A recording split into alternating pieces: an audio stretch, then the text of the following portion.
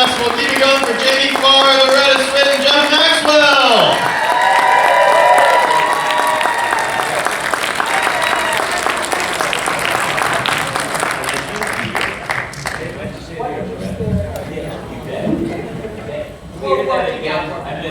Keep it going! Wait, take direction wonderfully. We love you guys. Oh, we love you too. If it wasn't for you, we wouldn't be here. So, it is, of course, still the strike time, and our guests here have decided that they're comfortable with taking questions from the audience this morning. But just please keep the strike in mind. We're not allowed to talk about strike work, and these guys are pros, so they'll be able to navigate that if someone asks a question that's a little, in a gray area. But let's take it away. Do you want to go straight to the audience, or go on there? It's you, Mr. Farr. Oh, no, yeah, I'm supposed to talk now? Did anybody ask me a question? No. You want to know who I was? Okay, I'm Jamie Farr, and is somebody going to come to a microphone? Anybody want to ask a question for all three of us, or just one of us, or whatever it is? It is Sunday morning, so we'll take a question from our Lord and Savior here first. Lovely. Well,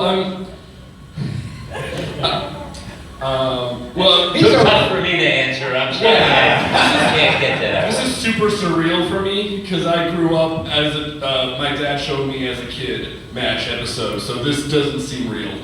But well, it's not real. It's all LSD in there. And we should point out his dad is God. So artificial intelligence here, but that's all right. Well, AI. Okay. Well, I'm sorry for starting us off on a very serious episode. I want to ask about dreams, if that's okay. Sure. What do you want to ask? Jamie Farr, I want to know what it was like. It seemed like you filmed on location in Toledo. What was that like? And what was it like? They replicated it. It actually looked like that back in my hometown. You're talking about the episode where I'm going in to Toledo on the train or something, and I walk in and I'm looking at there's signs here of different places in the state of Ohio. Is that what you're talking about? And then I happen to look in to a window, and I see Harry Morgan, who's pointing at me, and then I see myself on an operating table. Is that what you're talking about? Yes. Yes. Well, then I just talked about it. And it was, they were they took pictures of my area that I grew up in that area, and then they replicated it on the back lot at 20th Century Fox. Well, I'm not supposed to say 20th Century Fox. So I'm striking at that studio on People Boulevard. And Loretta, yes. There were behind-the-scenes photos that showed Alan Alda with you during your dream sequence. Was Hawkeye? Were there any scenes that were filmed with Hawkeye that were cut? He was not in any scene with me in dreams. I was in my wedding gown, covered with blood, and the soldiers, the dead soldiers, were marching past me, and I was looking for my husband or something. It was very, very imaginative. Did you like the episode? Because it was such a far-fetched, we're like a television show, supposed to be funny, right? But we do this extraordinary thing into our psyches, or going to sleep. Did you like it? Did people? Yeah. Great. Yeah, that's all we care about. As long as That's 11 of you, so the rest. Actually, Alan got the idea from some of the Italian movies, and that's why he tried that on. And as Loretta said, boy, it was very experimental, but I thought it was a wonderful, wonderful show, and I'm glad again that you all enjoyed it. And I do not want to leave you out. If Igor had a dream, what would it be in that episode? If I had a dream. He's gonna sing, it's just, I apologize. Wow, well that probably Usually serving really good food. Which we would have been very happy about. That was their dream too. Somebody served good. Igor wrote a book, a cookbook, which is, by the way, excellent. Thank you very much. It's really Not good with garlic and butter. To eat the thing. Secrets of the Machinist, the Lost Recipes of Private Ear, the 50th anniversary edition. Okay, that's the commercial. Thank you. Oh, next. All right, we're over here. Hello? Hi. Hi, over here. Over here. Oh, over there. Yeah. So it's actually awesome to meet you guys. I grew up with my dad and my grandfather watching your shows, like we all together, even my brother, which he never watched TV. But we grew up watching MASH. And I just really wanted to ask, since I saw that you guys were coming to Fan Expo, I wanted to ask one single question. What was the most uncomfortable uniforms that you had to wear, especially you, Jamie? Like, you had to wear some really uncomfortable stuff. Like, but I mean, this is for the whole group here. I kind of curious. All right, there were some outfits that were really very difficult to wear. One of them was the Statue of Liberty one, because that was really tough. But I'll tell you, to be honest with you, the most difficult thing, and again, I tell Loretta and all the ladies in the audience in that, how the hell you wore those short skirts and then sat on a folding chair that's metal. Because I gotta tell you, I'd sit on that and whoa, I was right up there. I was telling everybody, the shoes that I wore, the brand name was El Grande. So, and they were very, very expensive, to get. And they used to have me running, through the area and everything else, and I'd break the heels. And so they say, geez, we can't keep doing this, and we're going over budget with the high heels, right? So eventually, when they didn't show any feet in the series, we were allowed to wear, instead of combat boots or high heels, we could wear like tennis shoes or some comfortable shoes in there, especially in the operating room. But Where you stand forever. And right. I hope that answered your question. It was all three of you. The question went to all three of you. Oh, all three of us. Most uncomfortable. I think the dress pinks, they were not very comfortable. I loved the fatigues, and I'm a casual person anyway. I prefer slacks and t-shirts and stuff, so that was all very comfortable. But I have to tell you, kind of a funny thing with Jamie Farr, who had the best wardrobe in the show. Certainly, being the only woman on the show, I envy his wardrobe. And on Mondays, when we would rehearse, we were in civilian clothes, he'd actually walk over to me and say, "Is that one of mine?" The nerve! You don't want to hear about my underwear. Oh, they do. Really? Well, this is a sick crowd. All right, we'll go over here. Hi, what's your name? My name is Catherine Houston. This question is for any or all of you. Did you ever have the opportunity to give feedback on defining your own character, or did you just go with as it was written? Because I just was curious as if there was any of your own ideas incorporated into your own characters. Why don't you go first? The script is not going to define a character. That's our work. That's what we did, each of us. So we can get a script that has something in it, for example, that doesn't ring true to us. We're the ones who say, that's not me, somebody else, or even a joke. I remember we would have sessions where, let's say, Gary Berghoff would say, that's not my joke. I think that belongs to Father Mulcahy. And Bill would say, yeah, I thought that too, Gary. And we would just work it out. But that was the beauty of the communal life we had on that show. Everybody just wanting the best possible result. And that's what made MASH MASH. It was an entity in and of itself, not one person, but this incredible magic group that I worked with. but we all contributed to the characters and the growth therein, you know? May I add that Loretta had a huge saying in her character, and she would probably tell it better than I would. But you are all proud of her as the major, and she fought to make sure that they didn't make her, you know, one of the Hogan's Heroes kind of character. Cardboard Yeah. So go ahead, Loretta. You tell them you do it so well. Just recently, there was a wonderful article that I took as maybe the biggest compliment ever, that Loretta Swit earned or won the right to go from Hot Lips to Margaret. And as a result, for the benefit of every servicewoman out there, and also the women on television in series.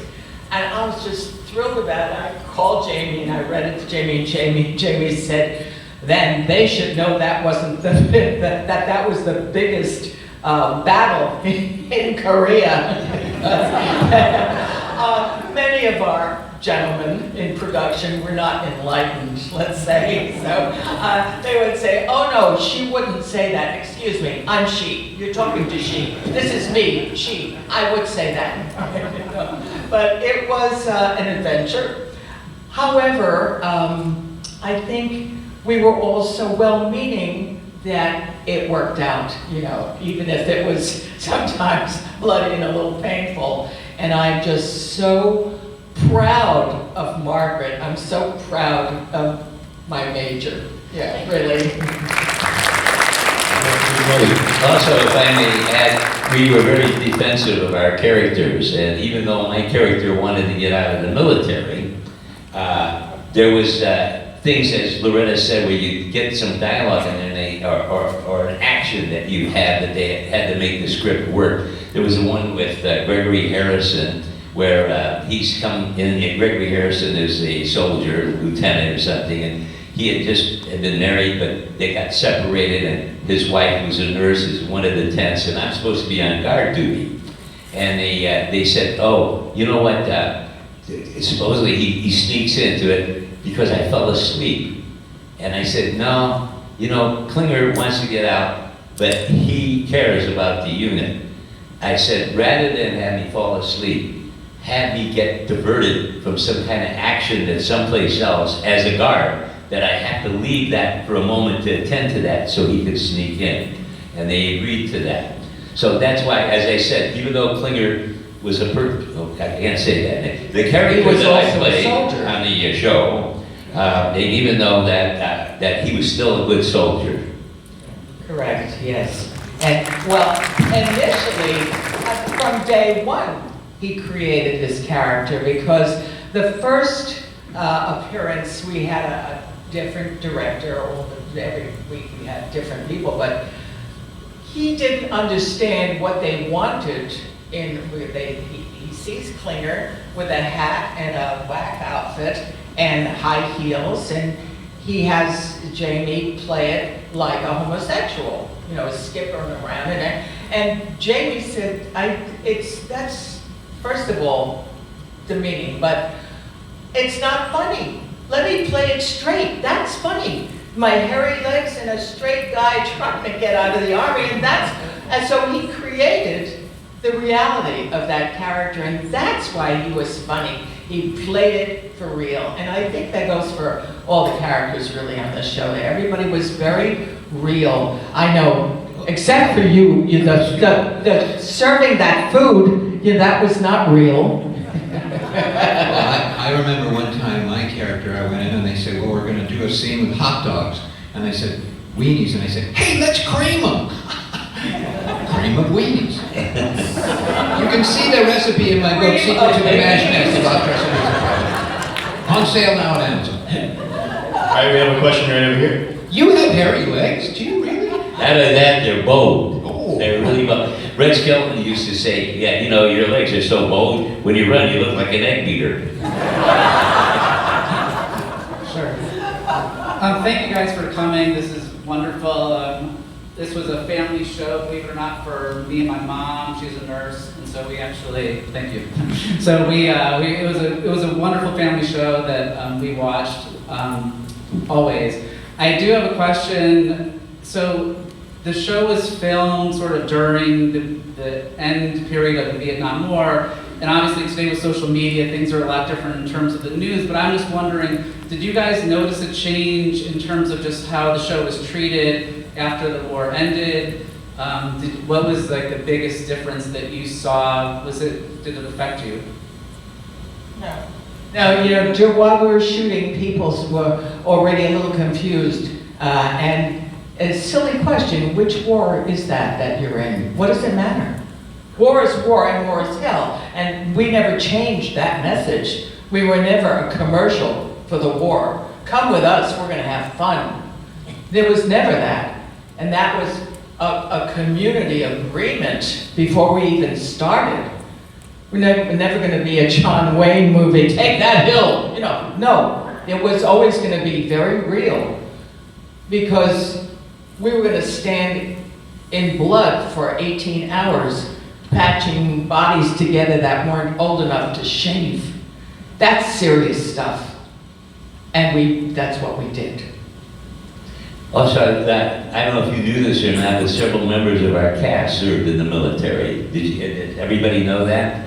Mike Farrell, BJ served in the Jamie Marine Farr Corps. was in Korea. Yeah, but I'm going to tell you, William Christopher was in Germany. He was stationed in Germany, and I wore my own dog tags on the series, and I served in Japan with temporary duty in Korea, and I actually went through MASH units, and never knowing that I was going to come back and resurrect my career and be in the series with them. So there was a lot of accuracy too. The Rosie's Bar, for example, they used to go to Korea and ask several of the people that, and they told them about this. It wasn't a bar though; it was a brothel. So they had to change it for the series and make it a bar. And I happened to be on an airplane on an honor flight with some of the members from different wars, veterans that were on it. And the gentleman that gave them that was sitting behind me, and he told me the story that he's the one that gave us Rosie for Rosie's Bar. Thank you for your service. Oh, you're welcome. Thank you. I'm sure some of you people have served. Thank you all for your service. Very much so. Thank you. All right, I have one back here. Hi, I just want to say thank you very much for coming. My name is Cindy. I'm actually crew on my lunch break. But thank you for your service. Jamie, I spoke to you briefly on Friday. I don't know if you can see me, I'm right here. But I'm right here. To your left. That doesn't matter. You're just wonderful. Okay, I'm sorry. I just want to say thank you for your service again. And Oh, yes, of course. yes, Thank you. remember Yes, me? thank you. Yeah. And the thing is, I was a cook in the Army, but it's completely different from Jeff. MASH.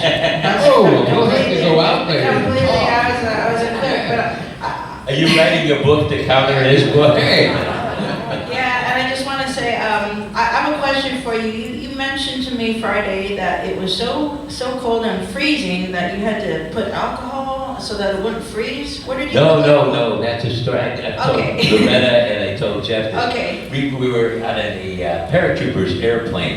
We had a SAC commander, strategic air commander, on an airplane. It was a paratroopers airplane, so they had corrugated metal and bench seats on it. And we had gone to Korea to open Armed Forces television there. And we had our Army with us, we had Marines, we had Navy, and we had Air Force. So we're going, as a matter of fact, we were supposed to leave that night, but it was so cold. All the jeeps and trucks and everything, tanks were all frozen. We had to sleep in the luggage racks that they had, and with a potbelly stove with all of our clothes on. And the next morning they said, okay, you can get out. So we get on the airplane, we're heading over the Sea of Japan to return to Tachikawa back in Japan. And it was a DC-3, the two engines froze on us. And so they start giving out, he's trying to, get the propellers going, and they started giving us parachutes to jump out of the airplane. Even the Air Force guys hadn't done that. And everybody's frightened, everybody, and it's like a John Wayne movie. He was going, hup, hup, hup, and the propellers go, bing, bing, bing, like a minimum tip, and he kept dropping in altitude. We had the parachutes on. We wouldn't have been able to live there because of the hypothermia that we would have gotten anyway.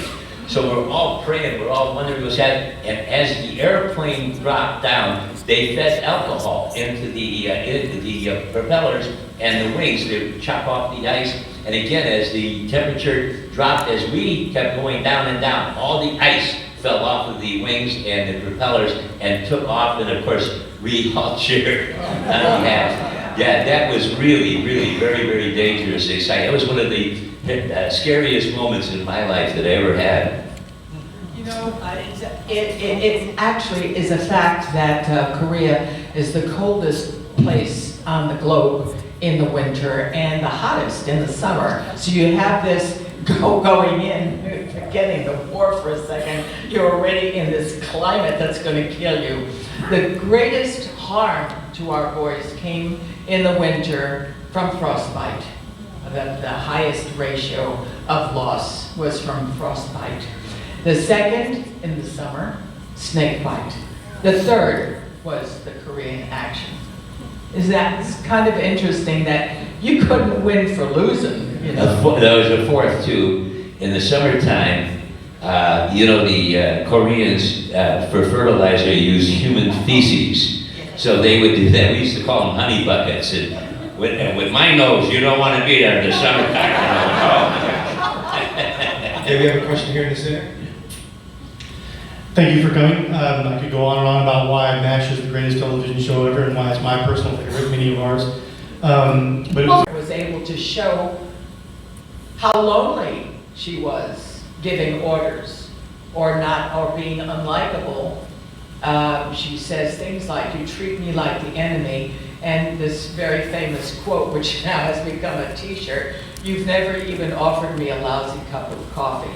And it just was heartbreaking, and I loved it because it showed a side of her that was different. It was a new color that people who loved the character saw that. And I have had fan mail from CEOs thanking me or thanking the show for showing that it's not always easy to take charge and bark orders and do the job, you know. So that for me was a real change in the character, to show that in the character. The other thing that I loved was how they would put combinations together. Jamie and I did an episode called Birthday Girls, and it's my birthday, and he's supposed to drive me to Kimpo to get a plane so that I could get out of Dodge and celebrate my birthday without the 477s trying to find out my age. And I finally tell him, we break down, and I finally tell him why I'm upset and angry. It's my birthday, and he brings me a little cupcake with a match, and it's just so wonderful to see these two combatants, you know, coming together and sharing those private, wonderful moments. And I loved that about what the writers would try to do, put these unlikely pairs together and let's see what would happen. And it was lovely. I was going to tell you, the Abyssinia Henry, that's the one you were talking about with Colonel Blake. That one was really the first, heartbreaker, earthquake for all of us in it, because we had done this show where we say goodbye to Colonel Blake at the helicopter pad. Loretta and I and the rest of the members of the cast, and we waved goodbye to him, and the helicopter takes off he's going back to the United States. He's been discharged of that. So Loretta was dismissed, and I was dismissed, and they were going to shoot the next day. And we all get a telephone call. They said, "Hey, there's an added scene." You know, tag. Yeah, the tag. Call the tag. Yeah, and we want you all to come back in to do it. I think we thought possibly that saying goodbye to him was the tag. And we came back, and they had this one page there, and it's the famous page where radar comes in and says that the plane that Henry Blake was on was shot down over the Sea of Japan, and there were no survivors. Well, they didn't tell the entire cast. They didn't tell Jeffrey or any of the other members of the cast. Just Loretta, me, Alan, and the rest of the gang. And some of the, particularly Gary Radar, was very upset about that. He didn't want to do it. And they took us aside into a private area, and everybody had their own opinions of what they thought should be done in that. But the producers said, look, war is hell, and that's what happens in war. You lose the people that you love. And we wanted to show you what war really is like. Everybody loved Colonel Blake, and he was killed. So, we didn't tell the cameraman, we didn't tell anybody. They just designed it, to make the shot. And Gary came in and did it in one take. We never even rehearsed it. Jeff, were you on the set that time? You didn't even know that, did you? No, Yeah. didn't. And it was just, the letters and things that we got. And regarding- Gene Reynolds said to me that they tried to take advantage of the volume of mail that poured in. How dare you? It's Right. How dare you kill our Mac? And so they had an opportunity to say, we didn't. It was the war. You want to take your anger where it's going to do some good. Let's stop doing war, okay? It's like, it was wonderful. It was a wonderful opportunity that we had, The reactions, and when you see that episode from the rest of the members of it, are the true reactions, because they hadn't heard about it at all. It's one take and real honesty in that entire scene. And Mac, of course, Mac was leaving the show. So there was this double entendre going on. We also were saddened to lose Mac. We adored him. And so, but the tears were very real, very, very painful. All right, well, that is all the time we have. Give a huge Dallas Fan Festival. Thank you. Round of applause for James Farr, Loretta Swit, and Maxwell. The day is early, so our guests will be back at their tables all day. So if you had a question or you'd like to say hi, get an autograph photo, make sure to stop by their tables and keep it going for our guests here. And enjoy the rest of your Dallas Fan Festival. K3.